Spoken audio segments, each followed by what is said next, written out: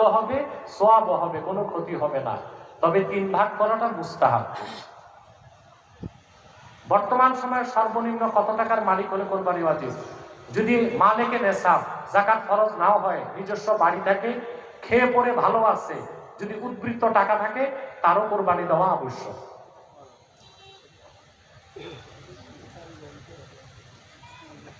কোরবানি ওয়াজিব হওয়ার পরেও যদি কোরবানি আদায় না করে, তবে তার বিধান কি? সে লোকটা ফাসেক বলে গণ্য হবে।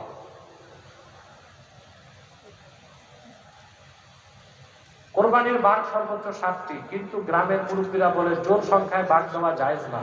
যেমন 2, 4, 6, কিন্তু বেজোর সংখ্যায় বাঘ দেওয়া না, এটা উদ্ভট কথা।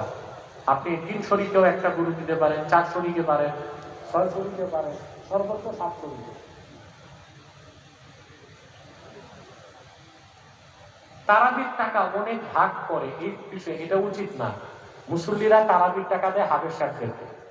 তো টাকা বিশুতে এটাকে যে ভাগ করা হয়, যে মসজিদের খাতে রাখে, ঈদগার জন্য রাখে, কবরস্থানের জন্য রাখে, এটা উচিত না। এটা হচ্ছে হাফেজদের উপর জুলুম করা। হাফেজদের জন্য যে টাকা উঠছে সব হাফেজদেরকে দিয়ে দেওয়া উচিত। আমি দোয়া করি আপনাদের জন্য। আমাদের এখানে মাওলানা নজরুল ইসলাম সাহেব, তিনি আলহামদুলিল্লাহ আজকের বিশেষ বক্তা, তিনি কিন্তু সময় পান নাই, সময়টা কম পেয়েছেন, সেজন্য দুঃখিত।